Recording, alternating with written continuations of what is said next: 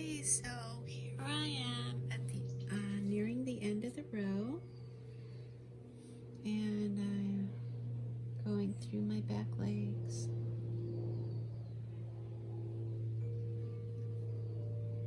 Height of a single crochet, doing it one at a time. So here's my back leg,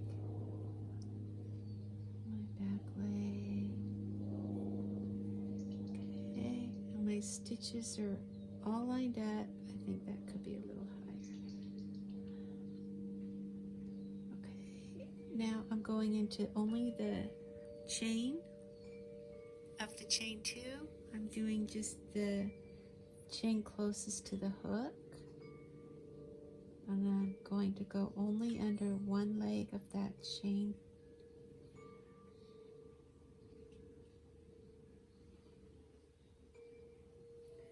So there's one leg on top of the hook. I'm going to pull my loop through,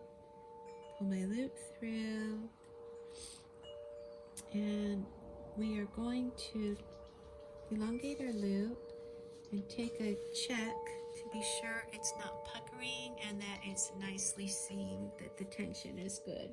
And I'm happy with that. So now I'm going to chain 1, cut the yarn, pull up and through. Okay, and here's how we're going to finish it. This is a special technique to strengthen it, and it's going to allow us to do something good when we're putting the other seams together in the other direction later. So I'm going to go back this direction twice. I'm going to loop it twice of where that's coming out of, exactly where that stitch was. So that is there, and I'll have to go off camera to find, okay, here's the other area I go through. So that's once around. I want to be sure it's not bulky looking. Second. It's hard to work when the camera is a little bit in a weird place for me. Or I should say phone. Okay, one down and one up. Okay, that's twice around. Next, I'm going to locate the V's. There's a line of these V's from seaming. Okay, what I'm going to do is I'm going to go down through the center and out the side, and I'm going to do that at the beginning. So here I go. It's like this, and you don't have to do them all at once, but I'm going to go to the center stitch right here. Okay, and I'm going to carefully make sure I'm going to hold it taut with my finger here at the end of my seam, or beginning of my seam, however you want to think about it, so I don't over tension it. I don't want to mess that seam tension up. Okay.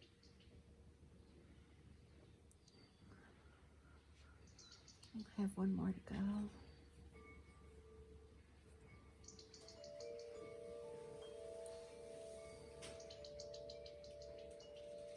Okay.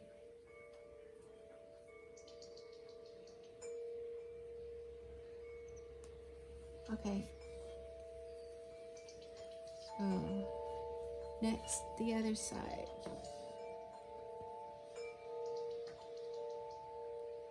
If you can't thread your needle going one direction, flip your needle over. How they're machined has something to do with one side being easier to thread through than the other.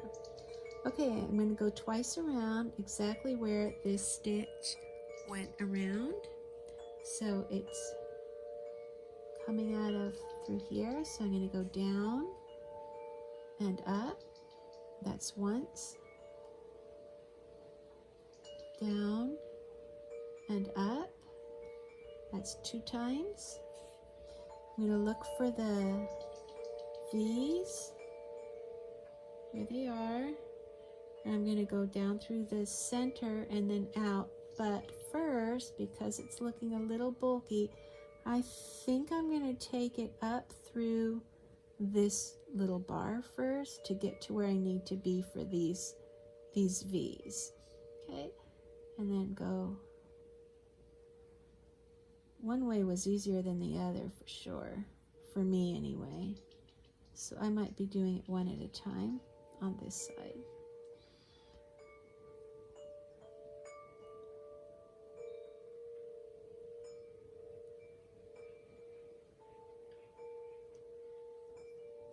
And I don't want to split my yarn. So be sure of that. Be careful for that. Okay, now I'm to the center. I'm going to look at my tension. See, I think that's good. Then I'm going to trim my ends. I usually leave about a 1/2 inch because what I do next is I take usually the back of a tapestry needle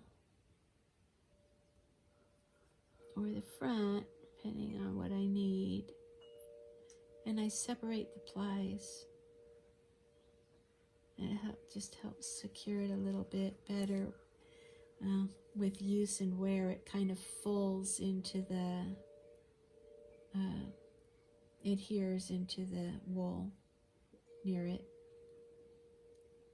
to help secure it. And if I feel that's too long at some point, I can come back and trim it a little bit. And so that's that.